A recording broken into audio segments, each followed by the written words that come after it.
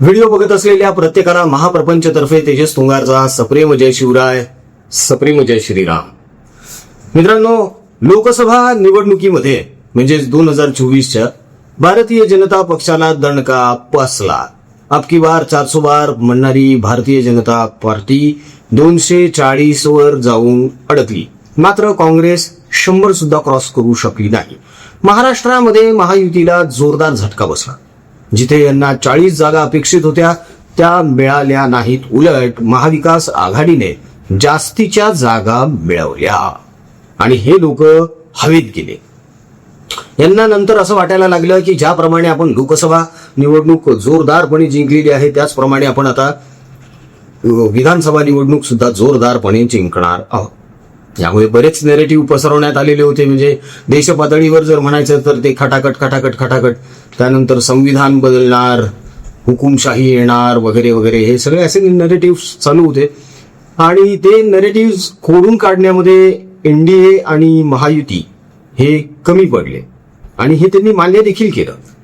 हे मान्य करायला देखील मनाचा मोठेपणा लागतो, जो मोठेपणा आपल्यातले काही नेते अजिबातच दाखवत नाहीत. त्यातलं एक उदाहरण म्हणजेच उद्धव ठाकरे. उद्धव ठाकरे तर सरळ म्हणतात, ज्यांना जायचंय त्यांनी निघून जा, मी अडवणार नाही. आणि मग निघून गेल्यानंतर मग आरडाओरड सुरू होते, रडारड सुरू होते. गद्दार, खोके, गांडू, पांडू, चुत्या, साले असल्या शिव्या सुगून जातात. मग भोंगा राऊतांकडून वेगळे स्टेटमेंट्स या म्हणजे असल्या शिव्या. आणि मग आदित्य ठाकरे तर बापरे, मग ते तर ज्ञानच द्यायला सुरुवात करतात की हे कसे नालायक आहेत वगैरे वगैरे.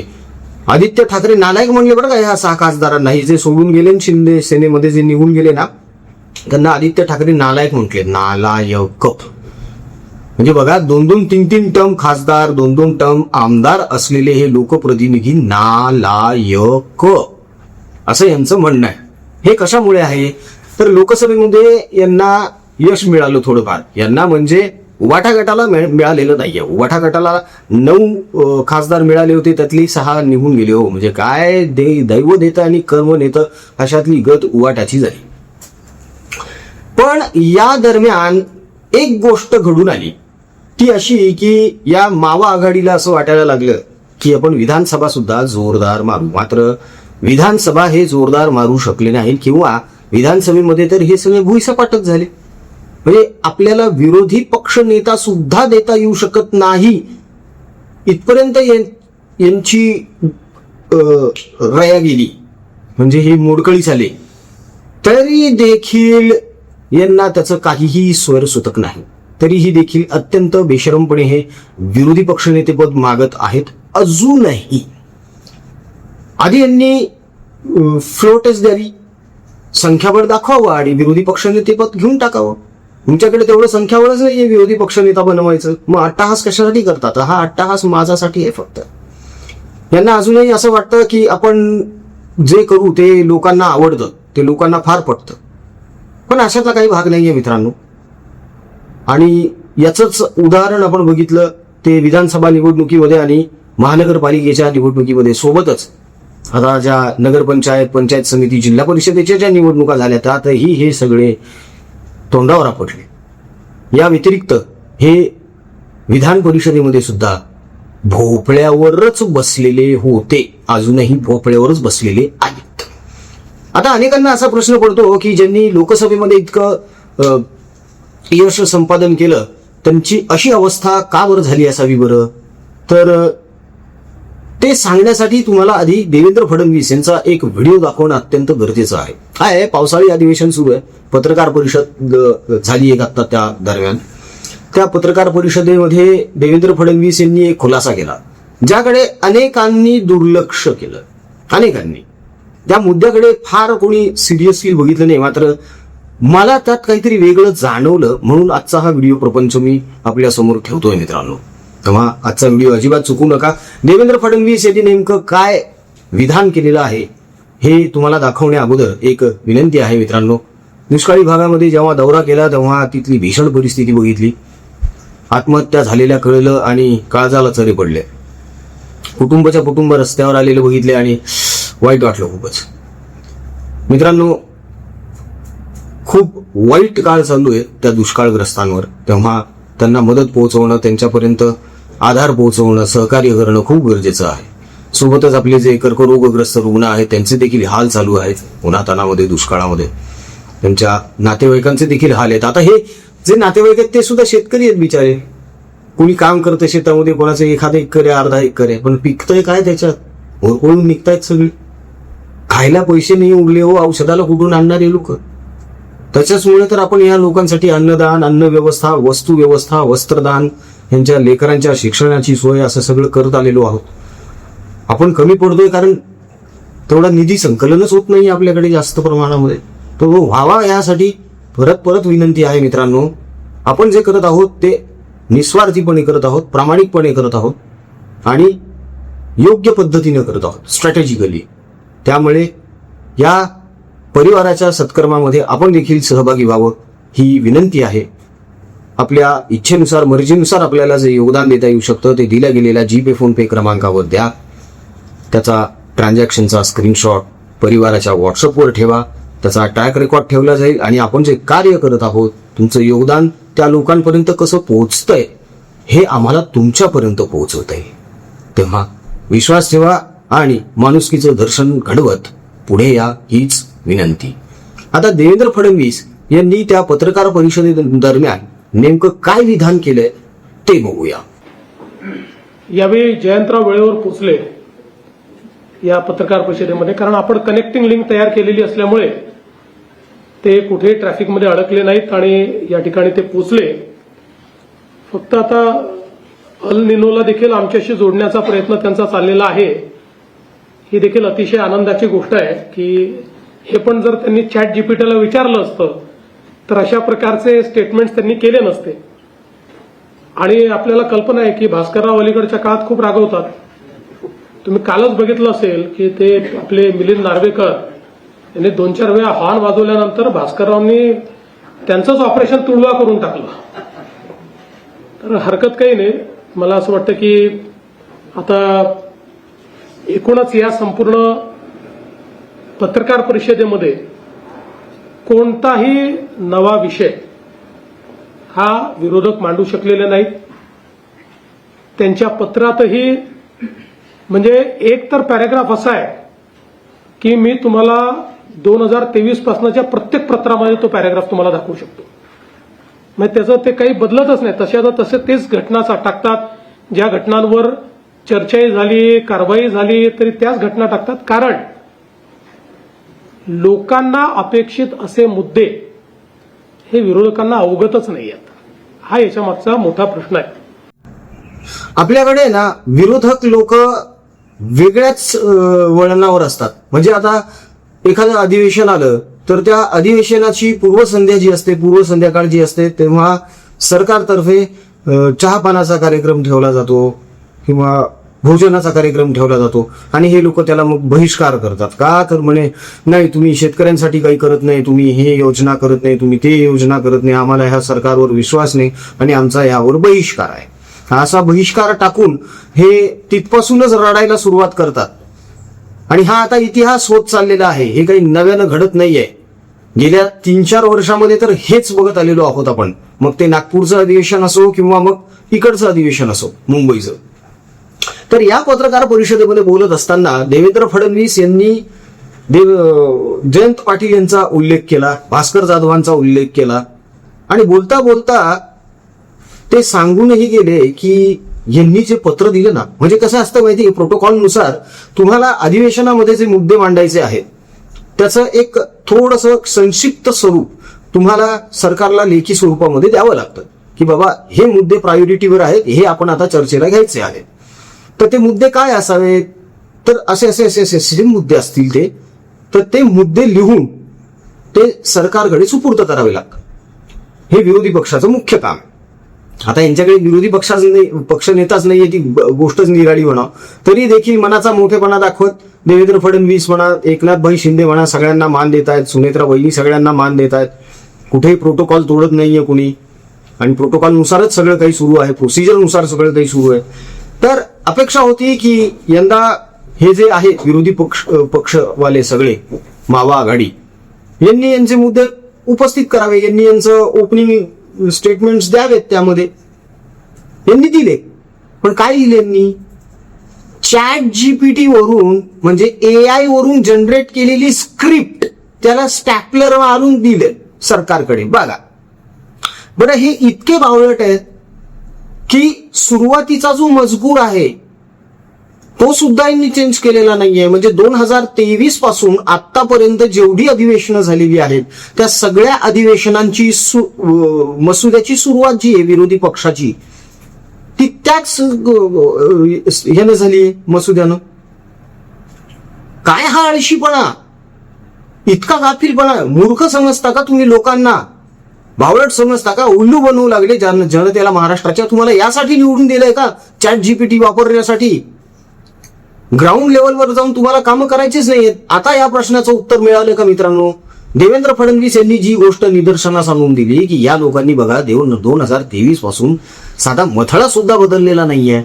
आणि आता सुद्धा यांनी जे डॉकेट पाठवलेलं आहे 16 पानांचं ते चॅट जीपीटी वरून पाठवलंय.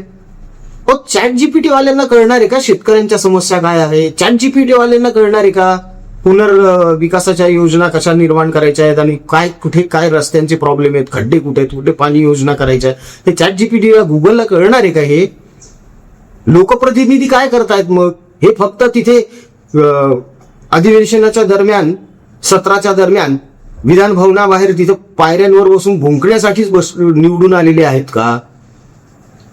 फक्त फ्लायर्स हातामध्ये घ्यायचे, त्यातल्या त्यात ते जितेंद्र आव्हाड तर भव्य दिव्यच कार्यक्रम येतो. ते तर पार सेव गाजा सुरू करून टाकतात विधानसभेमध्ये. मुंबईमध्ये काय प्रश्न आहेत ते टाका ना त्याच्यामध्ये. का नाहीच आहेत मुंबईमध्ये सगळे प्रश्न संपले का? मुंबईतले सगळे प्रश्न संपले का? उद्धव ठाकरे जेव्हा म्हणतात की माझी मुंबई माझी मुंबई, मग तुमच्या मुंबईचे सगळे प्रश्न सोडवले का तुम्ही गेल्या 25 वर्षांमध्ये? आणि जर तुम्ही गेल्या 25 वर्षांमध्ये तुमच्या या मुंबईचे सगळे प्रश्न सोडवलेले आहेत तर मग लोकांनी तुम्हाला बाहेर का काढलं महानगरपालिकेतून? ह्या प्रश्नाचं उत्तर शोधा. लोकसभेला हे जिंकल्यानंतर हवेत गेले, यांना वाटलं की आपण काहीही केलं ना तरीही लोक आपल्याला निवडून देणार आहेत. विधानसभेला तोंडावर आपटले, महानगरपालिकेला तोंडावर आपटले, तरी सुद्धा अजून हे भानावर यायला तयार नाहीयेत की आपण आता आळस झटकला पाहिजे, आपण आता कामं केली पाहिजेत, लोकांची लोकांमध्ये मिसळलो पाहिजे, त्यांचे प्रश्न जाणून घेतले पाहिजेत. अजिबात नाही, काहीच नाही. कुठला तरी एखादा मुद्दा घ्यायचा, त्याच्यावरून सभागृहामध्ये गदारोळ माजवायचा, गोंधळ माजवायचा, सभागृहाचं कामकाज तहकूब कसं होईल, ते बंद कसं पडेल याकडेच सगळं लक्ष द्यायचं. हे यांचे कुटाणे, हे यांचे धंदे. आणि याच्यासाठी यांना 2000 रुपये भत्ता मिळतो. तिथे यांना जो 2000 रुपये भत्ता मिळतो तो चॅट जीपीटी वापरण्यासाठी मिळतोय का? अजिबातच नाही. यांचा आळशीपणा महाराष्ट्राने का सहन करावा? महाराष्ट्राच्या मतदाराने यांचा हा आळस का सहन करायचा? आणि जर यांना चॅट जीपीटी जर वापरायचा असेल तर इन्स्टिट्यूट टाका ना चॅट जीपीटीच्या सगळ्यांनी, एआयच्या. कशाला आमदार खासदार म्हणून निवडून येतात रे? तेच करा ना मग. अनेक असे लोक आहेत ज्यांना मनापासून करायचंय काम जनतेसाठी, त्यांना निवडून देता येईल. करतील ते लोक त्यांच्या परीने, त्यांना जसं जमेल तसं. हे काय प्रकरण आहे? तुम्हाला साधे डॉकेट बनवता येत नाही. हा तोच प्रकार झाला बघा मित्रांनो की गेल्या वेळी जेव्हा देवेंद्र फडणवीस यांनी मराठा आरक्षणाच्या संदर्भामध्ये आरक्षण आणलं, ते आरक्षण टिकवून देखील दाखवलं कोर्टामध्ये. गेलं कोणाच्या काळामध्ये? उद्धव ठाकरेंच्या. कशामुळे गेलं? कारण माननीय न्यायालयाने जे यांना निर्देश दिले होते, जे आदेश दिलेले होते की बाबा रे तुम्ही जे आरक्षण मागत आहात त्या संबंधातली सगळी कागदपत्र द्या, त्याचे सगळे निकष द्या, त्याचा सगळा आधार द्या, हे आम्हाला इंग्लिशमध्ये हवं आहे, तुम्ही मराठीत पाठवलेलं आहे, ट्रान्सलेट करा. केलं का यांनी? नाही केलं. आळशी आहेत, बसले घरातच. भोगलं कोणी? मराठ्यांच्या लेकरांनी. त्यातल्या त्यात मग मनोज जरांगे यांनी वेगळीच टूम लावली सगळे सोयऱ्याची. मग ईडब्ल्यूएस पण गेलं, एसीबीसी पण गेलं. नुकसान कोणाचं झालं याच्यामध्ये? उद्धव ठाकरेंचं झालं का या मावा आघाडीतल्या नेत्यांचं झालंय नुकसान, जे चॅट जीपीटी वापरतायत त्यांचं? का मनोज जरांगेंचं नुकसान झालंय का याच्यामुळे? लेकरांचं नुकसान झालं ना, विद्यार्थ्यांचं नुकसान झालं ना, याच्यामध्ये त्यांच्या पालकांचं किती नुकसान झालं याचा विचार करा ना तुम्ही. आज शिक्षणाचा खर्च किती होत चाललेला आहे. या मुद्द्यांकडे लक्ष वेधलं गेलं पाहिजे ना. अधिवेशनादरम्यान पावसाळी अधिवेशन आहे, मराठवाडा अजूनही दुष्काळामध्ये आहे. गेल्या 2 महिन्यामध्ये किती आत्महत्या झालेल्या आहेत मराठवाड्यामध्ये, यांना माहिती तरी असेल का? त्यांच्यावर काही बोलणार आहेत का? हे तिकडे काही लक्ष वेधलं जाणार आहे का विरोधी पक्षाचं? येऊन जाऊन फक्त भारतीय जनता पक्ष हिंदुत्व याच्यावर टीका करायची. अरे द्या सोडून ते धंदे, आता तुमच्याच्यानं नाही जमणार बाबा. होते सगळ्या जगाला कळून चुकलेला आहे की तुम्ही हिंदुद्रोही आहात, हिंदुदृष्टी आहात. तुम्हाला धर्माशी काही देणं घेणं नाही. अरे धर्माशी नाहीये देणं घेणं, कर्माशी तर ठेवा. ज्यासाठी तुम्हाला निवडून देण्यात आलेलं आहे ते काम तर व्यवस्थित करा ना सभागृहामध्ये जाऊन. का ते सुद्धा जमत नाहीये? बरं, सगळ्यात महत्वाची गोष्ट बघा तुम्ही आता, यांचे जे सेक्रेटरीज आहेत ते आळशी आहेत का? हे चॅट जीपीटी बनवणे इतके आपले नेते हुशार झाले का? इतकं यांना टेक्नॉलॉजी कळायला लागली आहे का की चॅट जीपीटी वापरून अशी स्क्रिप्ट तयार होते, मग असे ते प्रॉम्प्ट्स टाकावे लागतात आणि मग 5 मिनिटात डॉक्युमेंट येतं. हो, येतं. चॅट जीपीटी वरून वेगवेगळे छान प्रेझेंटेशन्स बनवता येतात. मी पण बनवतो, प्रोफेशनली बनवतो मी. पण ते प्रोफेशनसाठी आहेत, ते वेगवेगळ्या कामांसाठी, इंटेरियर डिझाईन म्हणा किंवा बाकी गोष्टी आहेत त्यासाठी असतात. ते या कामांसाठी चॅट जीपीटी नसतं. आणि जर असेल आणि ते जो वापरण्या इतकी क्षमता आणि बुद्धिमत्ता या नेत्यांमध्ये आहे, तर मग अरे महाराष्ट्र मग अजून मागे काय, पुढे गेला पाहिजे. आणि जर हे इतके बुद्धिमान आहेत, इतके बुद्धिवंत आहेत, तर मग हे हरले का? का बरं यांचा पराभव झालाय? याचमुळे झालेला आहे, कारण हे आळशी आहेत, आयडी आहेत, फुकटे आहेत.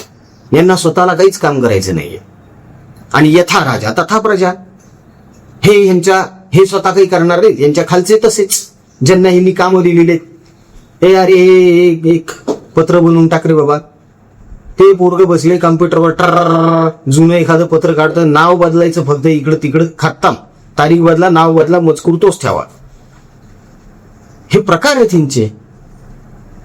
अरे ते ठीक आहे बाबा, सर्वसामान्य जनतेला तुम्ही रहिवाशी प्रमाणपत्रासाठी ते करत असाल हरकत नाही, पण ते सभागृह आहे, आता अधिवेशन आहे, त्याचा सिरियसनेस पाहिजे, गांभीर्य पाहिजे या गोष्टीचं.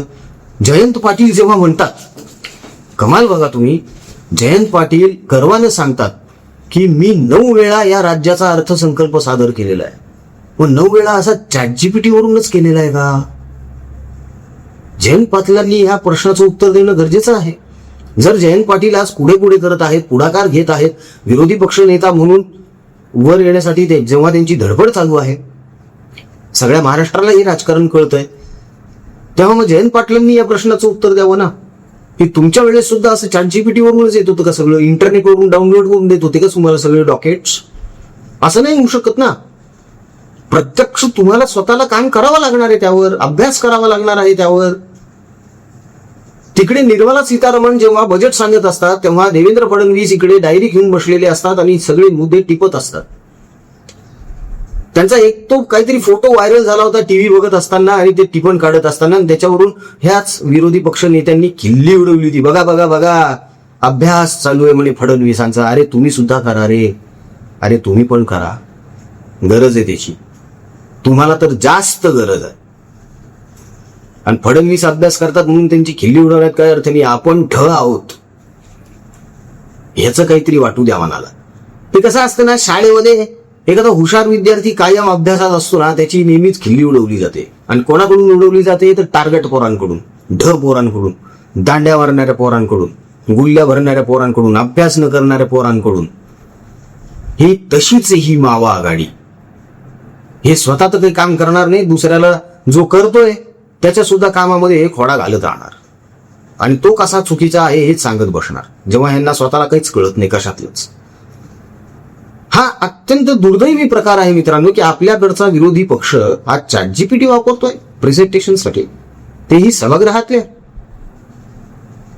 काहीतरी तो वाटू द्या रे जीवाला. यांच्या शिक्षण संस्था आहेत सगळ्यांच्या, हे शिकलेले नाही आहेत काही लोक. प्रश्न पडतो ना कधी कधी, मग असं जर असेल तर मग अशा लोकांना का निवडून दिलं गेलंय? का पाठवण्यात आलाय अशा लोकांना सभागृहामध्ये? हा देखील एक महत्वाचा प्रश्न या निमित्ताने इथे उपस्थित होतो. मित्रांनो, या सगळ्या गोष्टीवर आपलं काय मत आहे स्पष्टपणे निर्भीडपणे कमेंटमध्ये निश्चित मांडा. जाता जाता परत एकदा विनंती आहे मित्रांनो, ChatGPT वरून आपण आपल्या दुष्काळग्रस्त शेतकरी बांधवांची मदत नाही करू शकत, त्यांच्या लेकरांना नाही सावरू शकत, त्यांचे कुटुंब नाही सावरू शकत. ChatGPT वरून नाही होणार. इंटरनेटवरून डाउनलोड करून आपण त्या रुग्णांची सेवा नाही करू शकत. इंटरनेटवरून डाउनलोड करून आपण त्यांच्या हालाकीच्या परिस्थितीतल्या नातेवाईकांना भोजनाची व्यवस्था नाही देऊ शकत. फील्डवर उतरून काम करावं लागतं. हात जोडून विनंती आहे मित्रांनो, आपल्या ह्या मावा आघाडीच्या नेत्यांसारखं करू नका. थोडी माणुसकी दाखवा आणि आपल्याच या बांधवांसाठी जर काही योगदान इच्छेनुसार मर्जीनुसार करता आलं ना तर निश्चित करा. जीपे फोनपे क्रमांक तुमच्याकडे आहेत, स्क्रीनवर आहेत. त्यावर तुमच्या इच्छेनुसार तुम्हाला जे योगदान देता येऊ शकतं, मदत देता येऊ शकते ते द्या, सहकार्य करा. ट्रान्झॅक्शनचा स्क्रीनशॉट व्हॉट्सअपवर ठेवा, म्हणजे आपण नेमका त्याचा ट्रॅक रेकॉर्ड ठेवू आणि आपण त्या लोकांपर्यंत कसे पोहोचत आहोत, कशी मदत पोहोचत आहे, कसं सहकार्य होतोय, कसा आधार मिळतोय त्यांना, हे आम्हाला तुमच्यापर्यंत देखील पोहोचवता येईल. म्हणजे तुम्हाला सुद्धा कळेल की आपलं योगदान हे योग्य ठिकाणीच जात आहे. तेव्हा प्रामाणिकपणे विनंती आहे मित्रांनो, पुढे या. व्हिडिओ आवडला असेल तर व्हिडिओला लाईक करा, कमेंट्स करा, शेअर करा, चॅनलला सबस्क्राईब करा. जय हिंद, जय महाराष्ट्र, वंदे मातरम, जय शिवराय, जय शंभूराजे, जय भवानी, जय जगदंब, भारत माता की जय, जय श्रीराम.